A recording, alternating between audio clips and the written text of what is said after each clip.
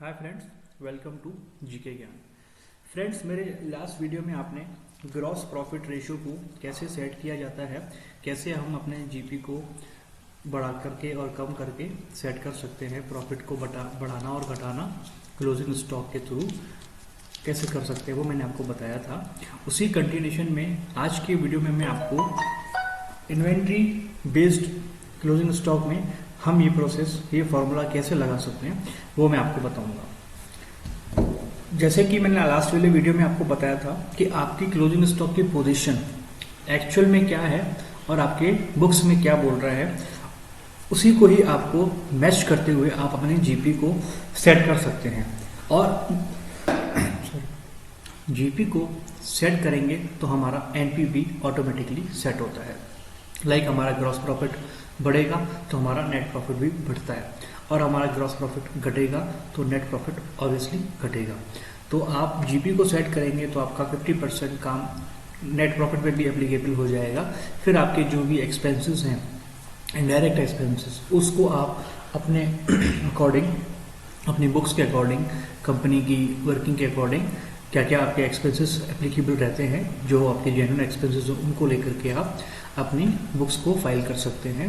आज की वीडियो में मैं आपको इन्वेंट्री बेस्ड क्लोजिंग स्टॉक में जीपी का परसेंटेज रेशियो कैसे सेट किया जाता है वो आपको बताऊंगा।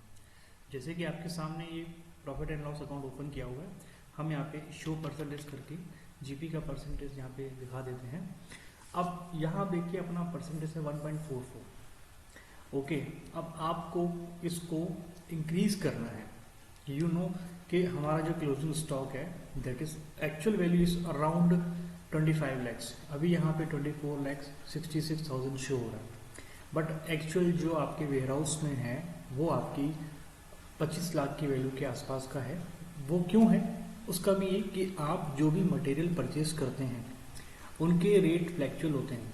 मान लीजिए, एक एग्जांपल आपको देता हूँ कि आपने कुछ आइटम परचेज किया आज से 6 महीने पहले, तब उसका रेट था 55 रुपीज़। उसके बाद आपने 3 महीने बाद फिर से परचेज किया तो आपको वो 65 में मिला। फिर आप 2 महीने बाद परचेज करते हैं तो वो आपको 75 मिलता है। मार्केट है, मार्केट में कुछ चीज़ों का रेट अप एंड डाउन होता रहता है। कभी हो सकता है वो आपको 55 की जगह 52 में मिल जाए, मतलब समटाइम्स हमें सस्ता मिल जाता है, समटाइम हमें महंगा मिलता है। तो वो अलग अलग रेट, परचेज प्राइस के अलग अलग रेट जाकर के ईयर एंड में हम ये कैलकुलेट करते हैं कि हमारा जो एवरेज प्राइस हो गया इतना, मान लीजिए एक्स हो गया। अब एक्स प्राइस से आपकी बुक्स में एंट्री तो हो गई, आपकी कॉस्टिंग तो शो कर रहा है वो, लेकिन जिस दिन आप अपनी बुक्स का ऑडिट करते हैं या बुक्स क्लोजिंग करते हैं या 6 मंथ्स में आप एक जस्ट अपना प्रॉफिट एंड लॉस बनाते हैं, तब आपको पता होता है कि आज की डेट में मेरे इस आइटम का प्राइस मार्केट में ये चल रहा है। सपोज कीजिए वो चल रहा है 60 रुपीज़, लेकिन आपकी बुक्स में वो 55 बोल रहा है, तो आप उसको 60 रुपीज़ कर सकते हैं और उस वजह से आपका क्लोजिंग स्टॉक अप हो जाता है। इसी कंडीशन में अगर डाउन होता है तो सेम फॉर्मेट, आपको सेम फॉर्मूला डाउनवर्ड लगाना होता है। तो ये रेट के ऊपर डिपेंड करता है कि रेट अगर मार्केट में फ्लैक्चुएट है, बार बार रेट चेंज होता रहता है, तो हमारा क्लोजिंग स्टॉक थोड़ा बहुत ऊपर नीचे होता रहता है। तो हम उसको कैसे टैली में सेट करेंगे वो मैं आपको बताता हूँ। ठीक है, तो जैसे हम ये देख रहे हैं कि हमारा जो ग्रॉस प्रॉफिट है 1.44 है और हमारी क्लोजिंग स्टॉक की जो पोजीशंस हैं, जैसे ये एक मेरा एक लिया हुआ है एग्जांपल के हिसाब से मैं बनाता हूँ। तो मैंने फूड खेल से रिलेटेड लिए हुए हैं, जिसमें आप देख रहे हैं 4 आइटम है, धनिया, हल्दी, इलायची और मिर्च। जो ज़्यादा मेरा चलता है, जिसमें रेट फ्लैक्चुएशन होती है, वो मैं मान लेता हूँ कि वो मिर्च है। अब मिर्ची के अंदर हम ये देख रहे हैं कि हमारा जो प्राइस है 91 है, बट एज द डे हम जानते हैं कि ये प्राइस थोड़ा इंक्रीज है, यहाँ पे स्टॉक मेरा बढ़ रहा है। तो मैं क्या करूँगा, अगर मुझे पता है कि मेरी जो प्राइस है वो है 91 नहीं होकर के 95 है, तो मैं यहाँ पे इसको मिर्च में जाकर के यहाँ पे इसकी कॉन्फ़िगरेशन पेज पे आएंगे, Ctrl+I करूँगा और यहाँ पे स्टैंडर्ड कॉस्ट देखूंगा कितनी है। यहाँ पे इसको स्टैंडर्ड कॉस्ट कर दूंगा और यहाँ आकर के मैं वो वैल्यू पुट कर दूंगा।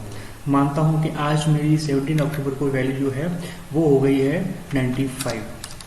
तो मैं इसको जिस भी डे आपने लास्ट एंट्री की होगी टैली में, कोई भी बुक्स की एंट्री, जैसे कोई वाउचर आपने जिस डेट को क्रिएट किया होगा उसी डेट में आपको करना पड़ेगा।